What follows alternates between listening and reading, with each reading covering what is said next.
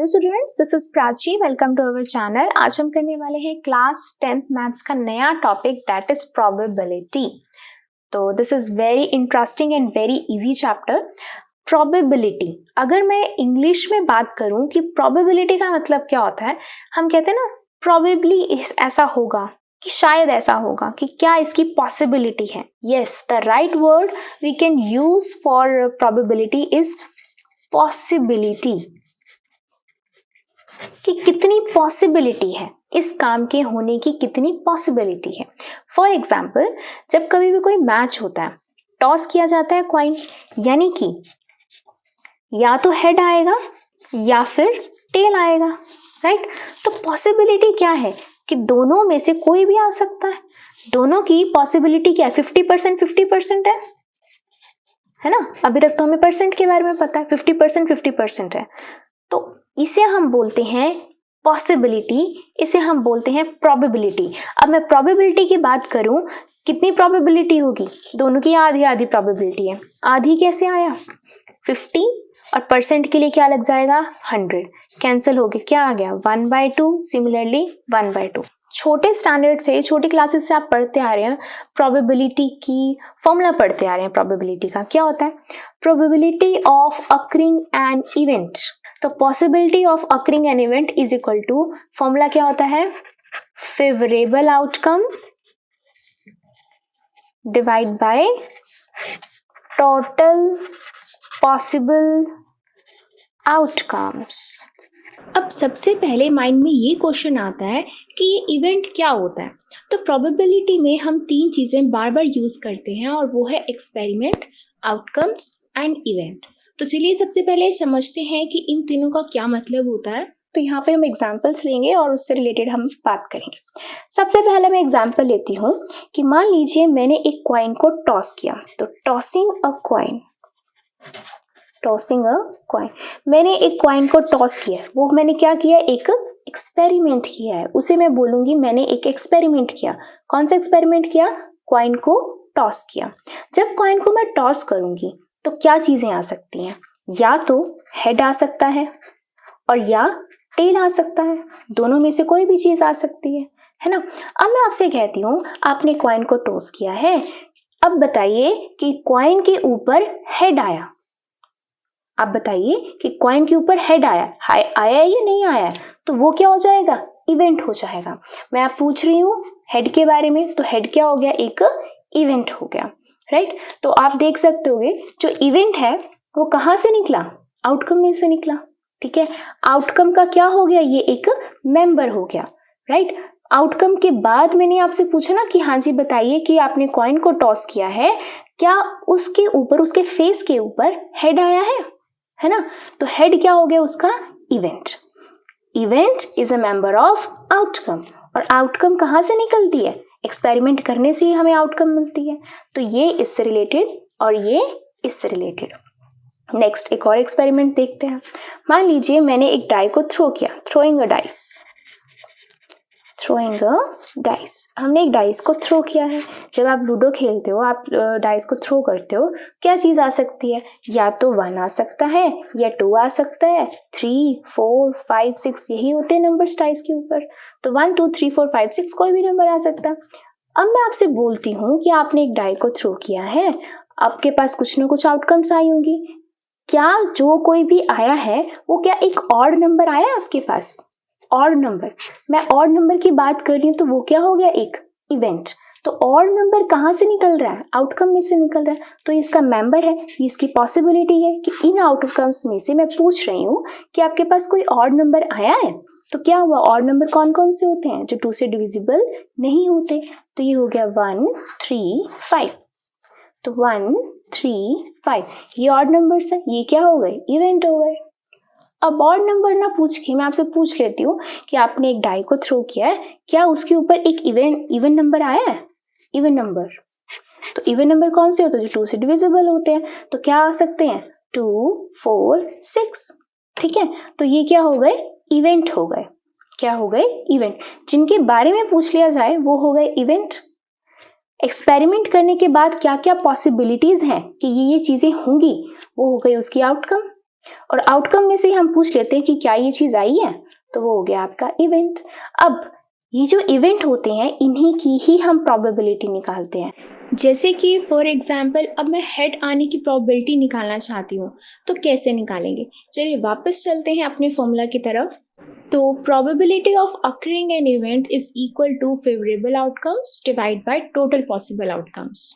Favourable का मतलब क्या हुआ कि कौन से इसके फेवर में है। उसने बंदे ने बोला भाई हमने टॉस किया है कॉइन तो हेड आएगा, फेवर में कितनी है? एक ही है, एक ही बार हेड आ सकता है।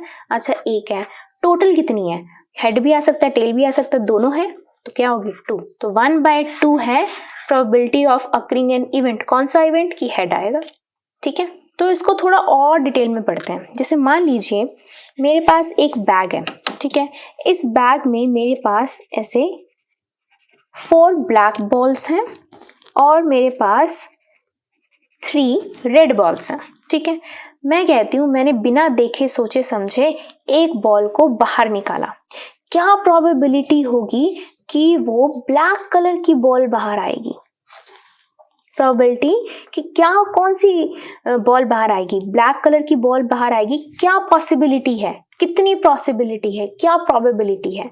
ठीक है, तो अब फॉर्मूला जाते हैं। फेवरेबल आउटकम्स, फेवरेबल का मतलब ब्लैक एक्चुअल में है कितनी उसके पास? 1 2 3 4, 4 है, तो फेवरेबल कितनी हो गई? 4। फेवरेबल मतलब इसके फेवर में कितनी है? 4 ही फेवर में है। टोटल कितनी है? 4 तो ब्लैक है ही और 3 क्या है? रेड। तो 4 + 3 7। तो ब्लैक बॉल बाहर आएगी, उसकी क्या प्रोबेबिलिटी है? 4/7। उसके कितने चांसेस हैं? समझ में आ रही है? सिंपल लैंग्वेज में बात है, उसके कितने चांसेस हैं। सिमिलरली रेड के बाहर आने की कितनी पॉसिबिलिटी है, कितनी प्रोबेबिलिटी है? तो देखिए रेड के फेवर में कितनी है? 1 2 3 डिवाइड बाय टोटल कितनी है? 7। तो ये मतलब है इसका प्रोबेबिलिटी, पॉसिबिलिटी, कितने चांसेस हैं एक इवेंट के होने के। ठीक है, अब इससे रिलेटेड कुछ आपके पास टर्म्स होती हैं, तो हम वो पॉइंट्स कैसे लर्न करेंगे? Important points to remember. सबसे पहली बात, जो प्रोबेबिलिटी होती है, अगर मान लो किसी चीज की प्रोबेबिलिटी 0 आती है, probability of occurring an event is 0, उसे हम बोलते हैं इम्पॉसिबल इवेंट। Impossible event. तो इम्पॉसिबल इवेंट का मतलब क्या हुआ? चलिए back two balls.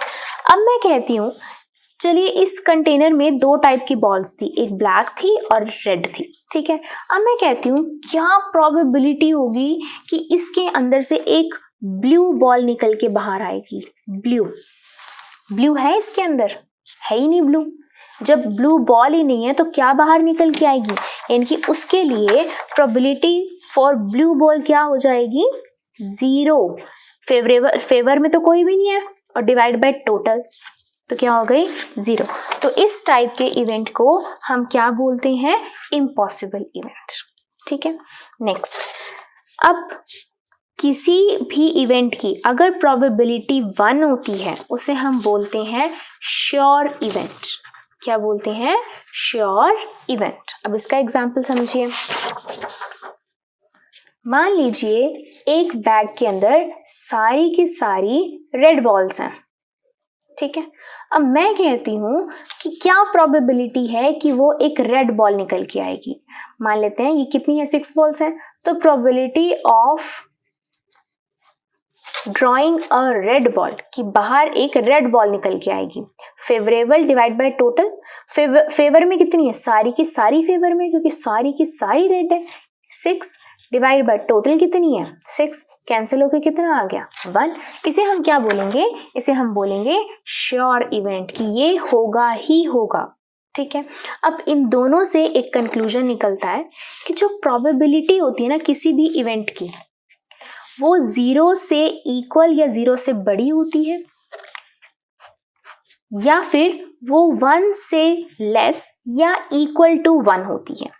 Equal to 0, equal to 1 तो हमने समझ लिया, बट प्रोबेबिलिटी जो होती है किसी भी चीज़ की वो हमेशा 0 से बड़ी रहेगी और 1 से कम, यानी कि सारी की सारी वैल्यूज जो होंगी प्रोबेबिलिटी की वो 0 से लेकर 1 के बीच में आएंगी।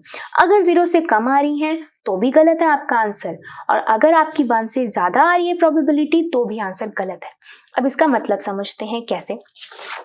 देखिए, मैं पहले एग्जाम्पल लेती हूँ कि प्रोबेबिलिटी किसी भी इवेंट की ग्रेटर देन 1 आ गई। कैसे आ सकती है? देखिए, favourable outcome divide by total possible outcomes, ये फॉर्मूला होता है प्रोबेबिलिटी का। इसमें एग्जाम्पल देख लीजिए, फेवरेबल ब्लैक के फेवर में कितनी थी? 4 थी। क्या ब्लैक ज्यादा हो सकती है टोटल से?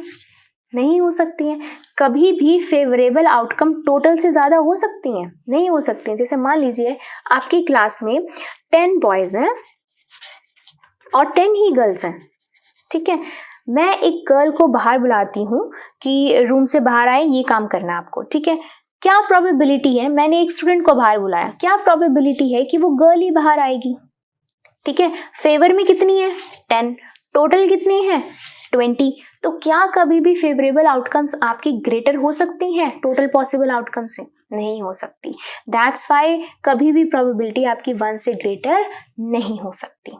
सिमिलरली 0 से लेस नहीं हो सकती कभी भी। कैसे? क्या प्रोबेबिलिटी कभी भी किसी चीज की माइनस में आ सकती है? 0 से तो छोटा क्या नंबर हुआ? माइनस ही हुआ, है ना। तो कभी भी किसी भी चीज की प्रोबेबिलिटी आपकी माइनस में नहीं आ सकती, क्योंकि नंबर ऑफ थिंग्स कभी भी नेगेटिव नहीं होंगे एंड हेंस प्रोबेबिलिटी कभी भी आपकी नेगेटिव नहीं होगी। समझ रहे हैं बात को? नंबर ऑफ, यहाँ पर क्या थी? बॉल्स थी, यहाँ पर नंबर ऑफ स्टूडेंट्स थे, यहाँ पर हेड टेल की पॉसिबिलिटी थी। तो थिंग्स कभी भी नेगेटिव नहीं हो सकती एंड हेंस दैट्स वाई जो प्रोबेबिलिटी होती है किसी भी चीज की less than probability of occurring an event कभी भी लेस देन 0 नहीं हो सकती है। तो हम कह सकते हैं ये थर्ड की पॉइंट हो गया, ठीक है। नाउ फोर्थ की पॉइंट आपका क्या कहता है? वो बोलता है कि जो probability of occurring an event plus probability of not occurring an event is always equals to 1। अब इसका मतलब क्या है? इसका मतलब ये है कि जैसे मैंने रूम से बाहर बोला कि एक स्टूडेंट आ जाए, ठीक है, तो वो एक गर्ल आ गई, राइट। तो क्या प्रोबेबिलिटी थी कि वो गर्ल आएगी? Favourable divide by total. Favourable probability कि बाहर एक गर्ल आई, फेवरेबल कितनी है? 10। टोटल कितनी है? 10 + 10 20। तो कितनी है? 1/2, ठीक है। Probability of occurring an event कितना हो गया? 1/2, ठीक है। अकरिंग एन इवेंट मतलब कि गर्ल बाहर आई। अब probability of not occurring an event, not का मतलब क्या है कि वो गर्ल ना आके वहां पे कौन आ गया? बॉय आ गया। तो probability of calling a boy, boy की प्रोबेबिलिटी कितनी है? वो भी कितने हैं? 10 है। और टोटल स्टूडेंट्स कितने हैं? 20 हैं। तो ये भी कितनी आ गई? 1/2 आ गई, ठीक है। तो अब देखिए, probability of occurring an event is 1/2 plus probability of not occurring an event is again 1/2। तो 1/2 + 1/2 is always equal to 1। Similarly हम इस केस में भी समझ सकते हैं। इस केस में क्या था?